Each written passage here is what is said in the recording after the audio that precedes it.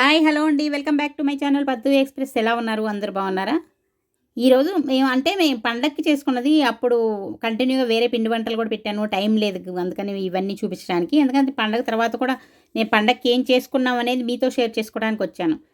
ఇందులో ఈసారి పులిహోర, దద్దోజనం, మామూలు పరమాన్నం చేస్తాం కదా, అవి మనం ఎప్పుడు రైస్తోనే చేసుకుంటాం, అంటే బియ్యంతోనే చేసుకుంటాం కదా.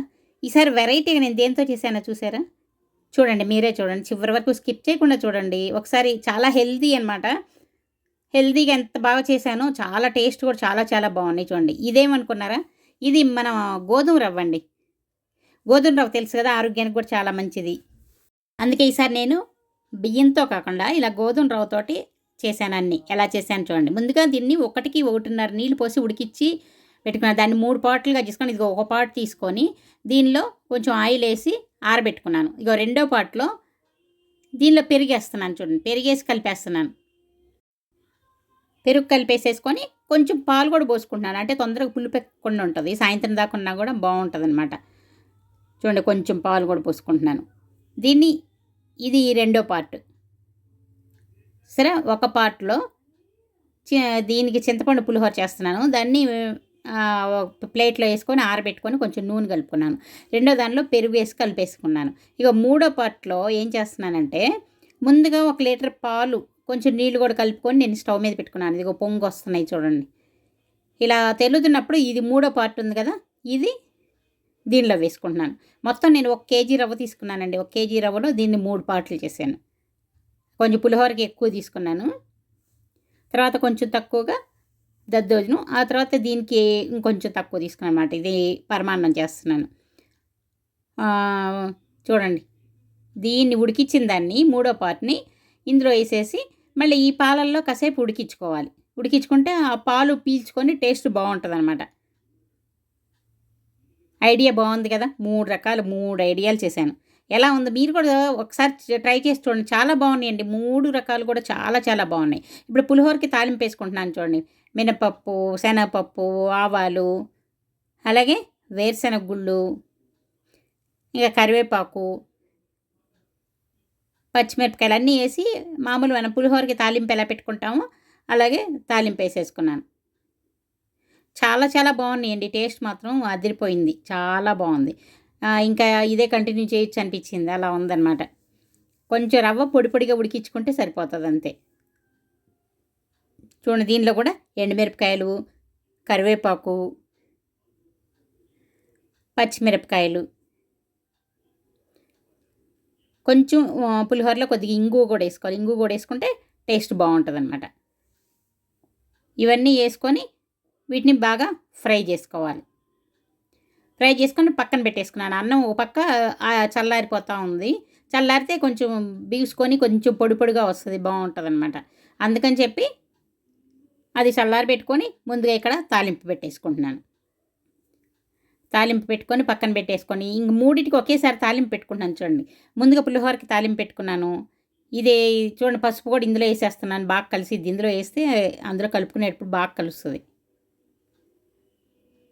వేసేసి ఇది రెడీ చేసేసుకొని కొంచెం జీడిపప్పులు కూడా వేసుకున్నాను. దీన్ని పక్కన పెట్టుకున్నాను. ఇప్పుడు పెట్టుకొని మళ్ళీ ఇప్పుడు దద్దోజనంకి తాలింపు వేసుకున్నాను. చూడండి, ఒక 2 స్పూన్ల ఆయిల్ వేసేసుకున్నాను. కొంచెం మినపప్పు, అలాగే ఆవాలు, కొంచెం పచ్చిశనగపప్పు వేసుకొని కొంచెం లైట్గా వేయించుకోవాలి. దీనిలో కొంచెం ఎండుమిరపకాయలు, అలాగే కొంచెం కరివేపాకు, అల్లం, పచ్చిమిర్చి సన్నగా తరిగి వేసుకున్నాను. అది తగలకుండా ఇందులో ఉడికిపోతాయి, చాలా బాగుంటాయి అన్నమాట. అది దద్దోజనంకి చాలా స్పెషల్ టేస్ట్ వస్తుంది అల్లం పడినప్పుడు. చూడండి, ఇంగువ కూడా వేస్తున్నాను. ఇంగువ కంపల్సరీగా వేయాలి. ఇంగువ వేస్తేనే టేస్ట్ బాగుంటుంది దద్దోజనం.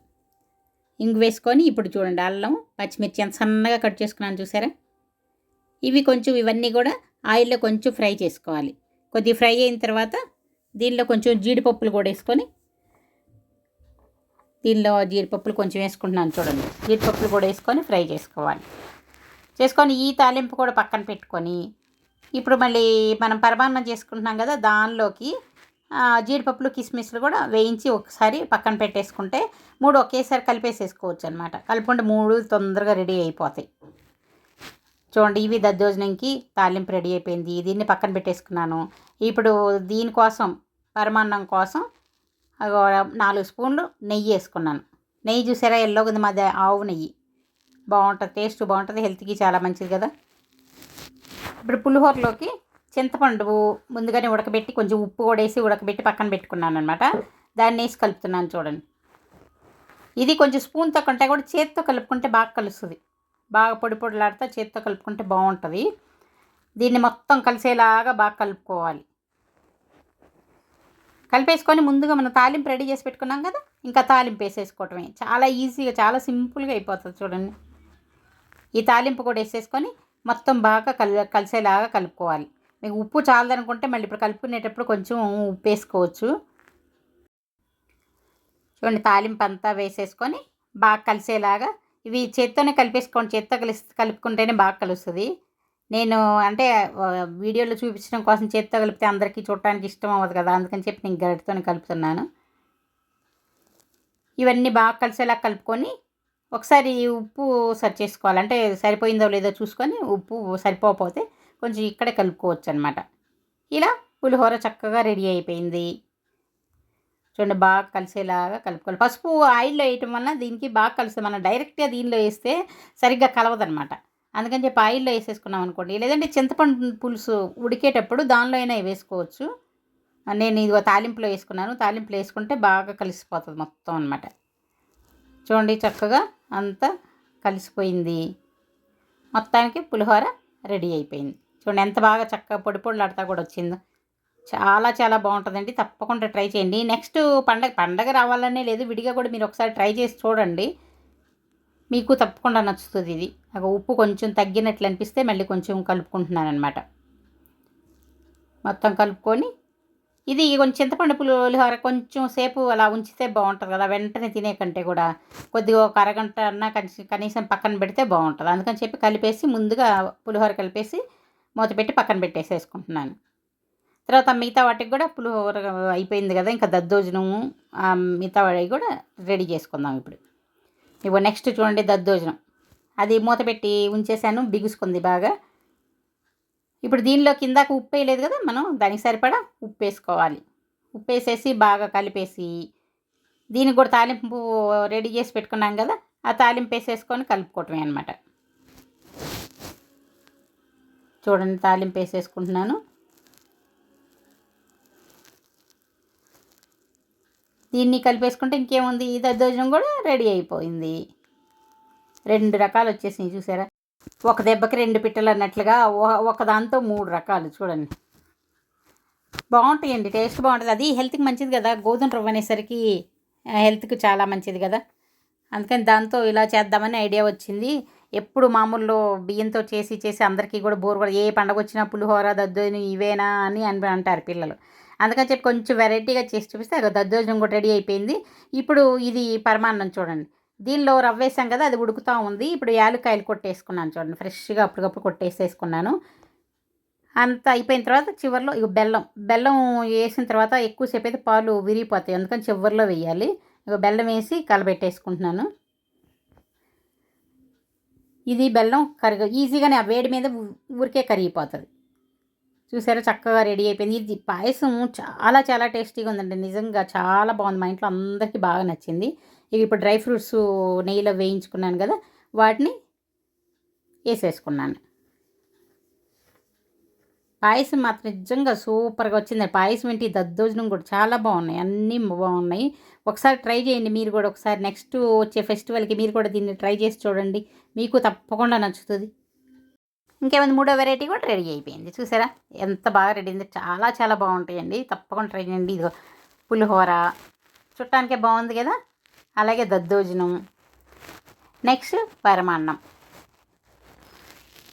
ఫెస్టివల్ స్పెషల్స్ చూస్తుంటే నేను నోరూరుతుంది కదా, ఇంకెందుకండి ఆలస్యం, మీరు కూడా ఒకసారి ట్రై చేసి చూడండి.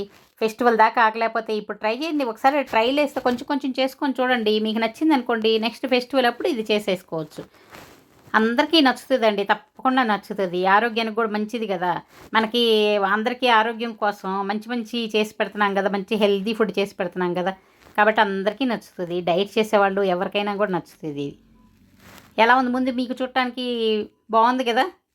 వీడియో నచ్చింది కదా. నచ్చితే ఇంకెందుకండి ఆలస్యం, లైక్ చేయండి, షేర్ చేయండి. ఇంకా ఎవరైనా సబ్స్క్రైబ్ చేసుకొని వాళ్ళు ఉంటే సబ్స్క్రైబ్ చేసుకోండి. ఇలా వెరైటీ వంటలు రకరకాలు చేసి చూపిస్తూ ఉంటాను, అవన్నీ మీరు చూడొచ్చు అనమాట. చూడండి మాదన్నీ రెడీ అయిపోయినాయి, వడ్డించుకొని తింటా ఉన్నాం. చక్కగా ఒక్కొక్క వెరైటీ పెట్టుకొని తింటా ఉంటే ఒకదాన్ని మించి ఒకటి ఉన్నాయండి, చాలా చాలా బాగున్నాయి. మామూలు బియ్యంతో చేసే ఎప్పుడు మనం సేమ్ చేసుకుంటే బోర్ కొడతా ఉంటుంది కదా, అందుకని ఇలా వెరైటీగా ట్రై చేయండి. పాయసం వచ్చి చూడండి ఎంత బాగుందో, చాలా చాలా బాగున్నాయి. తప్పకుండా ట్రై చేయండి. ట్రై చేసి ఎలా వచ్చిందో కామెంట్ సెక్షన్లో షేర్ చేయండి. ఇంకో వీడియోతో మీ ముందుకు వస్తాను. అంతవరకు సెలవు, బాయ్ బాయ్.